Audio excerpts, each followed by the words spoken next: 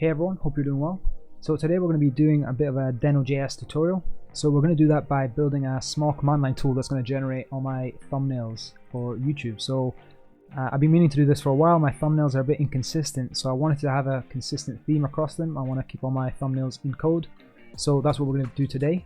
And this is all going to be based off of this template here, the mock service worker one, where we've got kind of a title, subtitle, we've got this consistent color, and we have the logo at the bottom right. So that's the goal for today. Let's get into it. So if you haven't heard of Denojs, it's a runtime for TypeScript and JavaScript. It was built by Ryan Dell, who's the same guy that made Node.js. I think Node.js has been around for quite a while, and there were a few mistakes when initially building it, which we can't really go back and solve now. And I think Deno addresses some of those issues. So Node.js has been around for a long time. It's a mature platform, and it has a huge community behind it, so it's not going away anytime soon, but Deno is a nice alternative to play around with. So Deno uses the V8 and is built on Rust using Tokyo, which is a runtime for Rust. If you haven't checked that out, I'd recommend having a look. It's very cool stuff. And in this tutorial today, we're going to go through each of these features essentially. So it's secure by default. We're going to have a look at that. We're going to be building this in TypeScript, of course, seeing the single executable. We'll be seeing these formatters as we write the code. I love having the formatter as part of the language, same as Rust. It just makes life so much easier for developers. And we're also going to use some of the standard modules that are audited by the Denojs team, as well as third-party modules that anyone can add. And the cool thing about the third-party modules is that Deno allow you to host it under their namespace, so that all imports are essentially consistent. But you don't have to do that if you don't want to. So we'll have a look at how that works. Cool. So the first thing you need to do is install Deno. So I'm on Mac and I've just ran brew install Deno, and I've got it all running locally. So let's get started. So let's have a quick look at the finished product to see what we're going to be building. So we have the thumbnails JSON, which is just defining each of our thumbnails, and they have a few fields. And these fields are going to each be applied to a template, which we have here. And this template is just a standard SVG file, but there are a few expressions here held as if it's a template literal, and they're going to be replaced by the values in the thumbnails file. And then the logo here is actually going to be replaced by another SVG file, and these are all going to be a fixed width and height, which is 720 and 360 pixels. And this is essentially where I can have a bit of creative freedom to do whatever I like and add either the logo or some sort of design into my thumbnails. So before we get started, let's have a quick look at what the final product looks like. So I'm just going to open up the terminal here. I'm just going to start typing in generate thumbnails, and you can see this command here is one that I've used before. And essentially what we're doing is we've got this Deno executable. So this is this single executable file we talked about, and we've just named it generate thumbnails here. And we have a few options: the thumbnails file, which I'm just pointing to the thumbnails JSON, the template file, the resource directory, and the output directory, which is a new directory that doesn't exist called build. And actually these are all the defaults. So what I can also do is just call generate thumbnails. So I've just hit enter. I'm just going to wait for that to build. And that's built fine, and what that does is it creates a build directory here. So it's read the template and it's populated all the thumbnails, and what it's done is it's created two folders, one SVGs and one PNGs for each of those files. And if you click into any of those, you can see that the thumbnail has been created, and this is the one for this video. So yeah, let's get started. So I've created a generate thumbnails and a test TypeScript file, and that's what we're going to be working with. So the first thing we're going to do is import a few modules. Now you can see straight away that these are being imported directly from a URL. Now if we go to that URL on the browser, we can see that URL just points directly to another Denojs file. This provides quite a powerful feature in terms of importing files, which basically means anytime you upload your code to GitHub, it's already available as a module to be imported into another Denojs file. And the versioning is done within the URL itself, and that basically handles your versioning and your imports. So next up, I'm just defining an interface for my thumbnail, and after that, the function that's going to generate my thumbnails.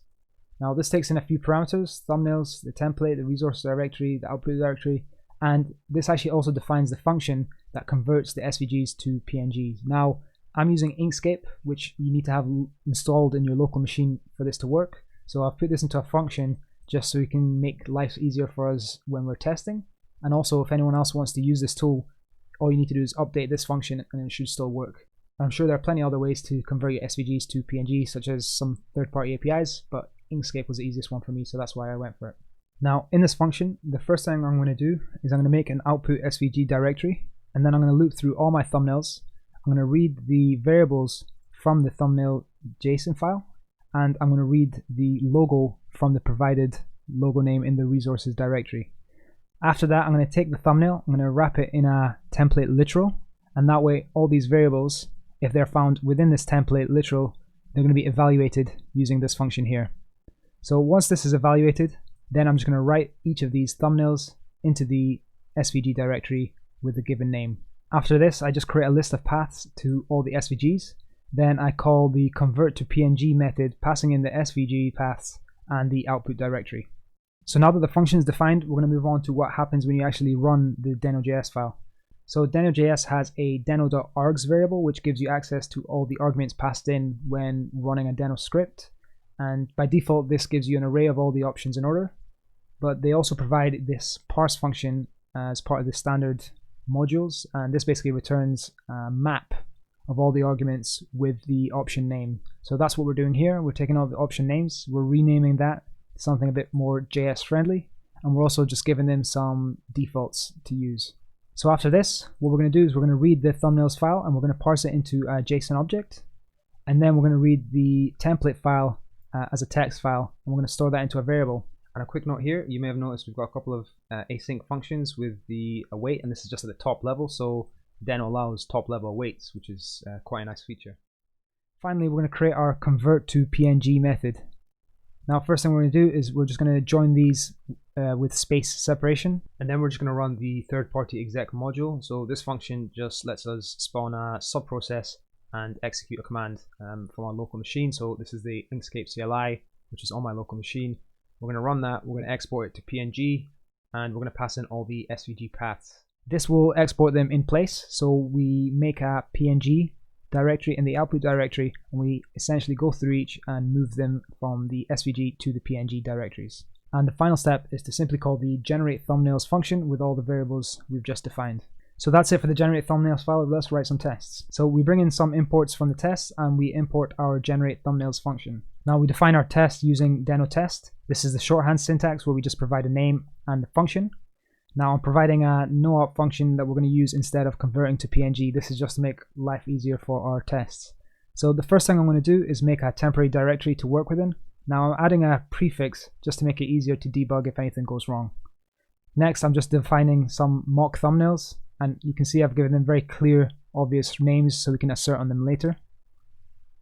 And we're creating a very simple template. Now this doesn't need to be an SVG because what I'm testing here is that the templating functionality actually works. Next thing, we're going to add a resources directory within our temp directory, and we're going to create a logo.svg file with a simple text saying a logo inside of it. So next up, we call the generate thumbnails with the variables we've just defined. So we're going to have two assertions. The first one is that an SVG with a name and name.svg has been created.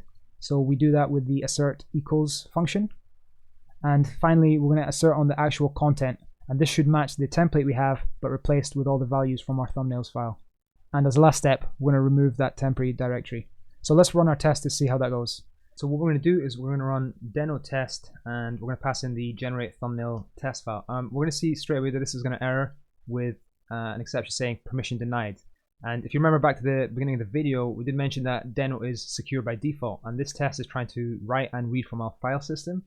And also our actual deno script is going to be running a sub process, which deno is not going to allow by default. So what you have to do is you have to explicitly give it permission to say, hey, you're allowed to do all these things. So what you can do is you can do deno test, and in fact the error here actually tells you how to fix this. Basically run this with specific permission. So we can put in all the specific permissions that we want, and we can actually do it with more granularity than this. We can, I think, even add specific paths where they can read and write from. So you can do allow read, pass allow write, and allow run, etc. What I'm going to do here is just do allow all, because this is my test, it's my command. I'm quite happy with kind of the security of it. So I'm going to do that, and I'm going to run the test again. So there we go, the tests are passing fine. So let's run our actual code and see if it's all working fine.